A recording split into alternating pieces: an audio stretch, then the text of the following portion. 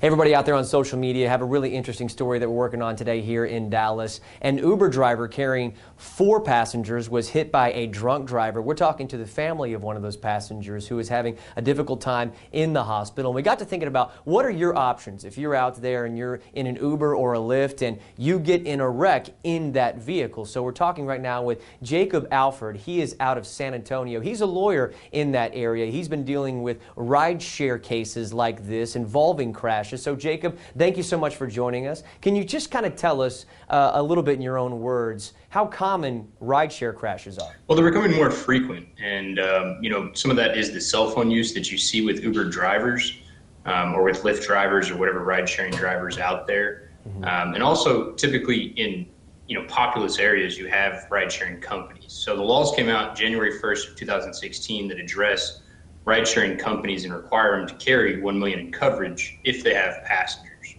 And so that shows that clearly Uber and Lyft are carrying insurance just in case there is a wreck or an injury involving one of their contractors, one of their drivers. Absolutely. They're required by law to carry 1 million in liability insurance if they have passengers. And then they have underinsured motorist coverage. So in the case you're talking about, fortunately enough, there's at least $1 million in coverage for the injuries to the family and the injuries to the Uber driver himself. So let's break it down. So you're taking an Uber on a Saturday night and the Uber driver causes a wreck. What are you entitled to, and how do you approach getting covered or some money by Uber or Lyft or some sort of rideshare company that you're using? Well, we would always recommend bringing on an attorney, someone who's versed in these cases, and we've been following the law since it first came out. But an alternative to that would be trying to contact the company on your own.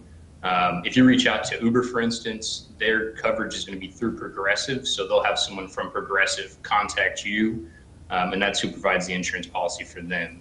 The alternative to that would be getting with an attorney who will basically take care of all that process for you. For instance, say you're in a rideshare vehicle and someone else hits you, whether it's a drunk driver or another driver who's at fault. What do you do from there? Because it sounds like even if an Uber driver or a Lyft driver isn't at fault, the companies do have some cash on hand to reward you if you have some sort of injury sustained in that crash. Absolutely. It's very similar, actually, aside from the fact that the company's not at fault. Their company is going to be the same, and oftentimes you'll have to sue the insurance company directly. So rather than suing Uber and suing the Uber driver, you'd be suing Progressive in what's called a claim for benefits. They're providing that insurance coverage to anyone in the vehicle if, say, someone without insurance or without enough insurance hits someone inside the vehicle. But usually to get top dollar on a claim like that, to make Progressive kind of take you seriously, you kind of have to drag them into court as a defendant in the case. The bottom line here we've been talking with Jacob about is that you have options if you are injured or if you're in a wreck involving a rideshare company like Uber or Lyft. They have insurance policies on hand, whether the Uber driver or the Lyft driver caused the wreck or someone else did. There are options for you to reach out there and get some reward money from these companies to help you if you have sustained injuries. Anything you'd like to add, Jacob, with regard to that?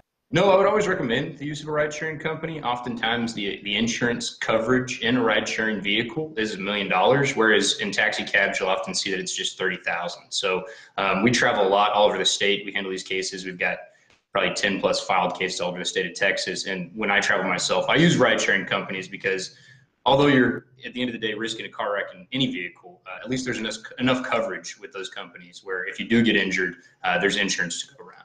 So the next time you order a Lyft or if you order an Uber or whatever rideshare app you are using, it sounds like there is a lot of opportunities out there if you do get in a wreck to help you out if you sustained injuries. It's an interesting topic, but the more you know, the better you're going to be out there.